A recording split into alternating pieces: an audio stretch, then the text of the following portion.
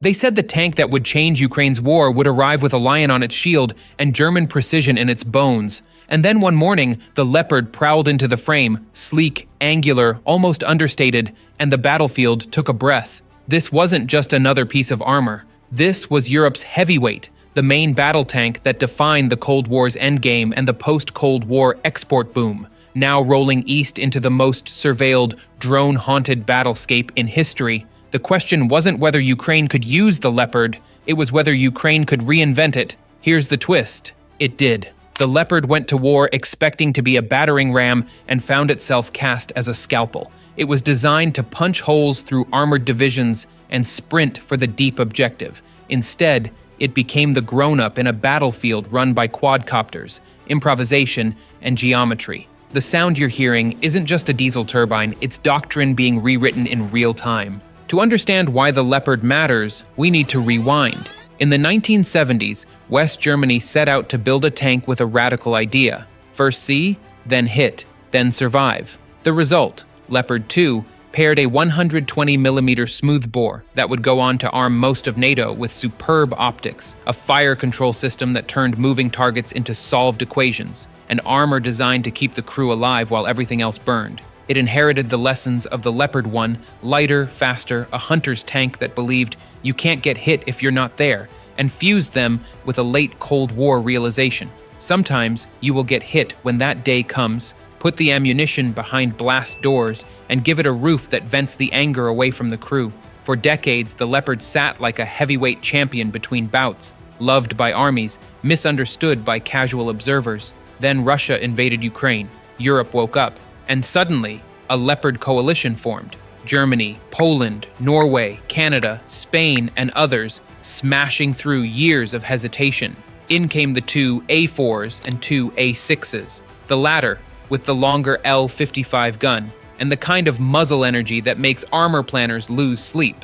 Plus, the older Leopard 1 A5s, those slim, agile veterans rearmed with new sights and a second life as long-range fire support. Alongside them trundled the unsung heroes. Bergepanzer, 3 recovery vehicles, mine plows, engineering support. It wasn't just a delivery of tanks, it was a delivery of a system. If you picture Leopards thundering across open fields like a Cold War training film, freeze that frame and set it aside. The modern Ukrainian frontline is the opposite of a tank commercial. It's a chessboard watched from space and from the tree line by 1,000 buzzing eyes. Every movement throws a digital ripple across the airwaves. Every plume of dust has a GPS coordinate attached.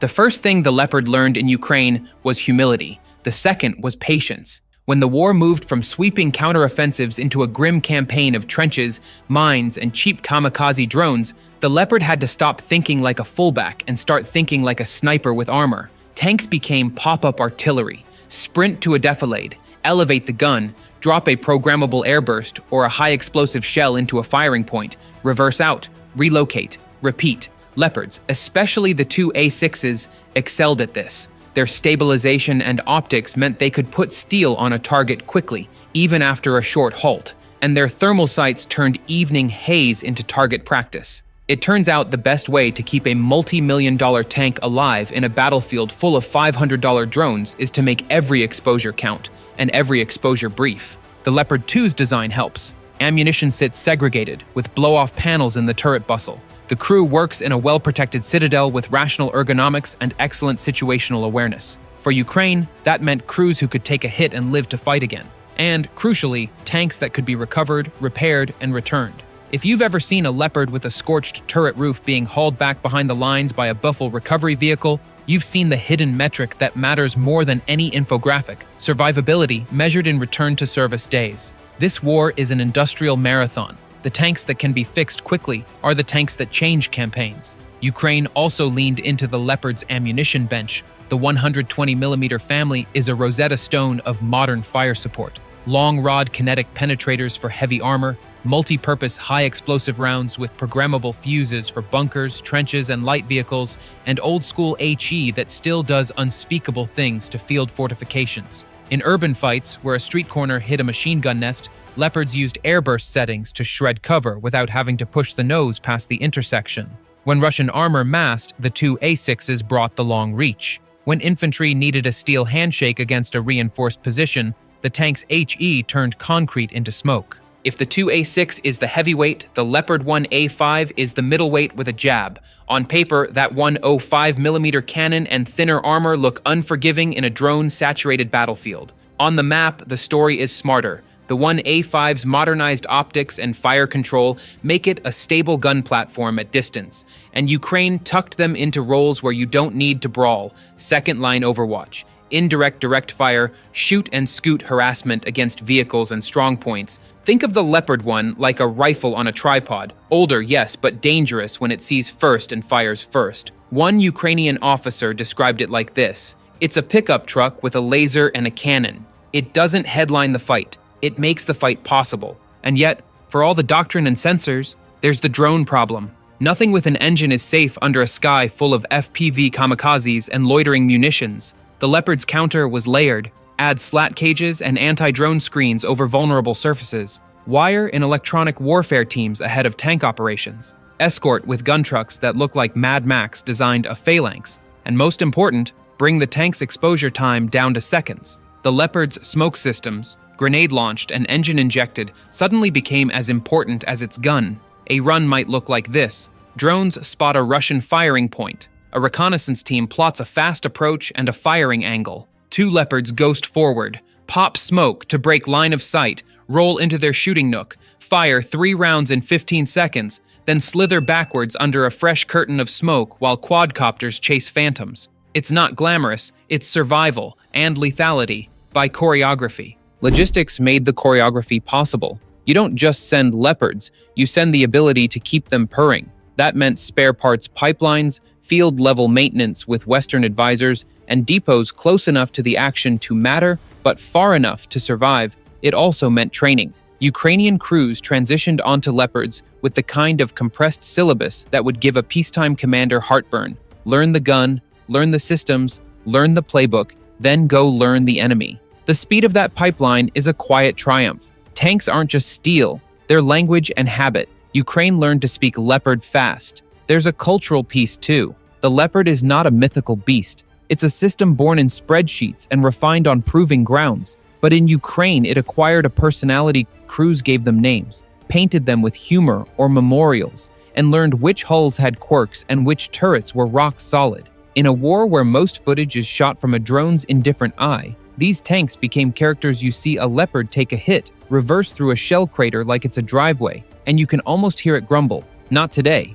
So did the Leopard deliver the miracle? No single platform does. What it delivered was edge, against trenches that needed cracking, against fortified positions that needed precise punishment, against enemy armor that needed to be kept honest. It made infantry braver, because someone with heavy steel was watching. It made artillery smarter, because suddenly you could do surgical work with a tank gun at a moment's notice, and it made the enemy cautious. When the lion is somewhere behind the next fold in the land, and you know it can reach out and touch you quickly, you move differently. Fear is a strategy multiplier. The Leopard's presence also sent a message well beyond the front line. It signaled that Europe would not just write checks, it would write capability. Germany, often caricatured as indecisive, organized a coalition, pushed industry to restart assembly lines for spare parts and overhauls, and greenlit upgrades that made sense for a battlefield with drones in the sky and mines in the weeds. Rheinmetall and partners spun up refurbishment of old hulls, delivered simulators, and started talking in lead times and lot numbers instead of op-eds. Even the debate around which variant to send had an unexpected benefit. It forced a generation of policymakers to finally understand what those letters and numbers mean. Somewhere a battalion S4 shed a tear of joy. And here's a subtle but profound effect. Combined arms tempo. The Leopard didn't arrive alone. It slotted into a Ukrainian ecosystem of artillery, infantry fighting vehicles, engineers, EW teams, and small UAV operators. On a good day, you could watch the choreography like a conductor reading a score. Drones scout and mark. Engineers clear a lane. Leopards surge to a line, dump fire on a bunker complex, then slide back while IFVs push infantry to the next trench lip. Artillery throws a smoke fan. EW jams the quadcopters just long enough for everyone to breathe. Tanks aren't dead in this war. Tanks have grown up. The risks never left. Mines remain the devil's handwriting on the land. A single misread contour can hang a 60-ton machine on its belly and turn it into a trophy. Every Leopard loss makes headlines because the frames are iconic and the truth is uncomfortable. These are rare, expensive assets in a grinder, but count carefully. Everyone destroyed is grim. Everyone recovered, repaired, and returned is a lesson paid for once and not repeated. Over time, the ratio told a story. Ukraine learned where the Leopard belongs and where it doesn't, what it can shrug off and what it must avoid, when to press and when to disappear. Night is the Leopard's ally. Thermal imagers, laser rangefinders, and good crew drills turn darkness into an opportunity. In sectors where day belonged to drones, night belonged to tanks. Quiet roll-ups, 2 or 3 rounds of HE into a revetment that is sleeping through the wrong hour, then a vanished signature. The morning reconnaissance drone finds a new geometry where an enemy position used to be. These are small wins, cumulative and boring on a map. They are decisive in a war of attrition.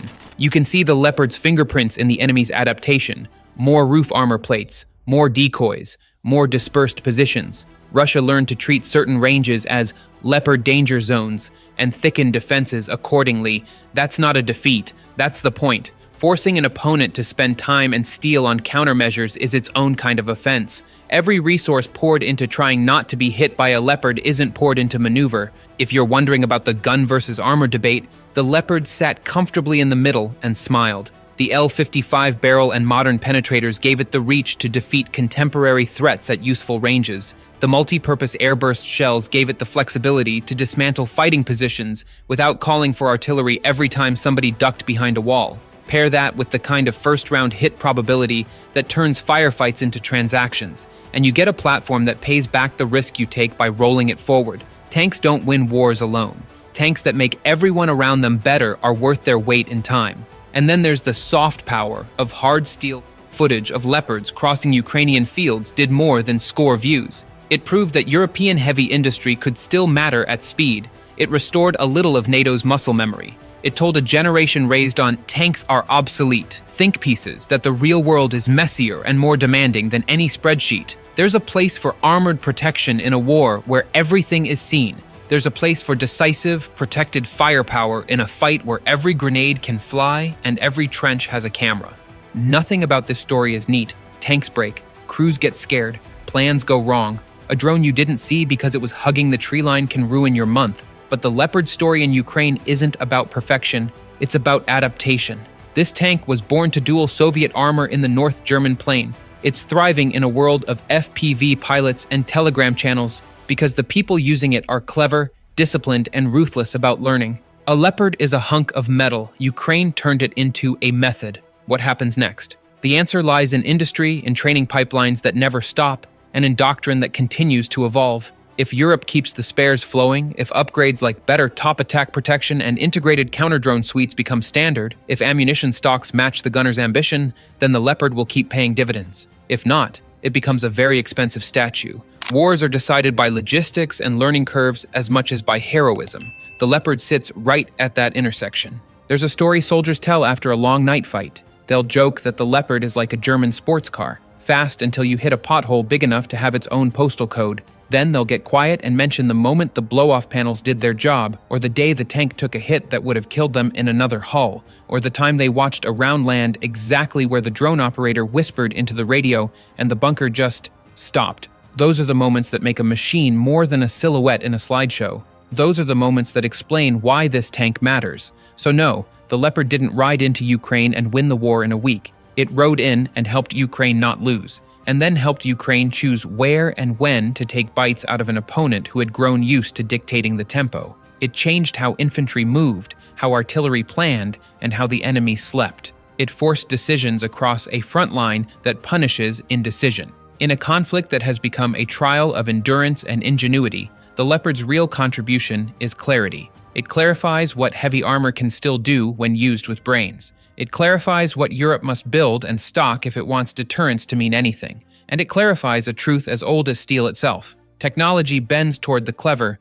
The battlefield is harsh, but it respects competence. Somewhere tonight, a Leopard crew will climb in, run hands across switches they could find blindfolded, listen to the engine settle into its low growl, and roll toward a patch of earth a drone has already measured to the centimeter. They will stop for less than the length of a breath, The gun will speak once, twice, 3 times, and then the tank will be gone, leaving only dust and a different geometry. A few minutes later, infantry will stand up in a trench that is suddenly less dangerous than it used to be. That is how tanks matter in the 21st century, by shaping the hour, not the headline. And if you're still asking whether the Leopard belongs in this fight, ask a simpler question. In a war where seeing first and hitting first decide who lives to try again tomorrow, would you rather have one at your back, or be the guy on the other side betting you'll get lucky? The lion on the shield isn't there for decoration, it's there as a promise. We will see you, we will reach you, and when we do, the ground will remember our visit.